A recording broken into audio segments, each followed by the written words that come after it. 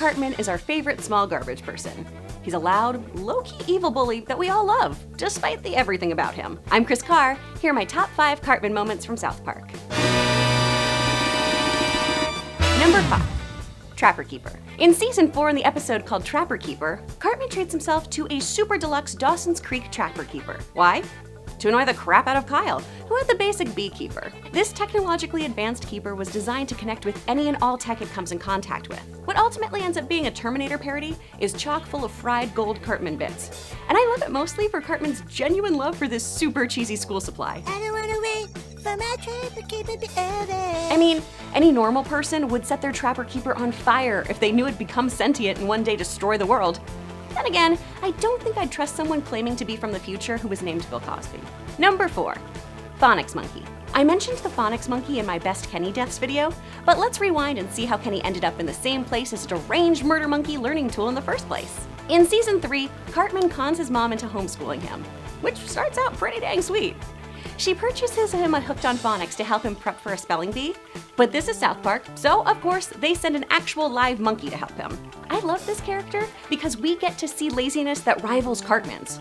He's too lazy to learn, and that monkey is way too lazy to help. Plus, monkeys are notoriously ADD and murderous. Also, I feel like there's no hope for a dude who thought a monkey was gonna help him spell the word chair. Phonics Monkey killed Kenny! You're damn straight he did. Number 3. J-Lo hand. In one of the more bizarre storylines on South Park, Cartman does a super stereotypical racist puppet show as his Latin American school report. The hand puppet, Mrs. Lopez, is so popular she replaces the real-life Jennifer Lopez.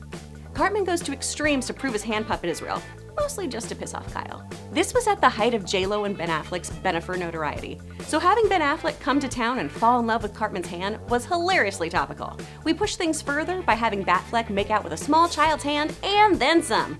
Whew, Ms. Lopez, you nasty. Number 2, Food Critic.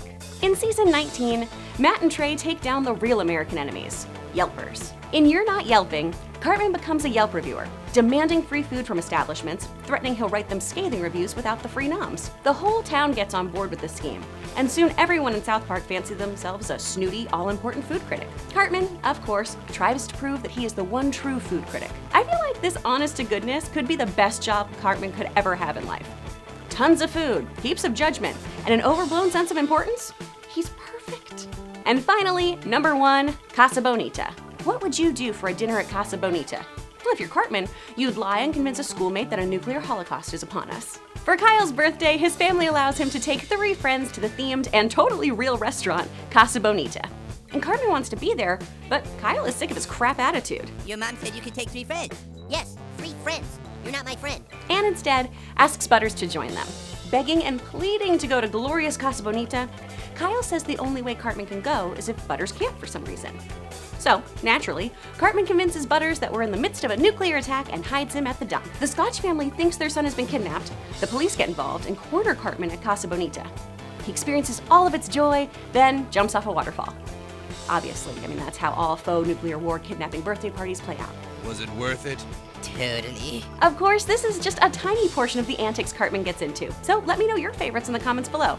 And while you're there, please hit those like and subscribe buttons. Thanks so much for watching. I'm Chris Carr. See you, Space Cowboy.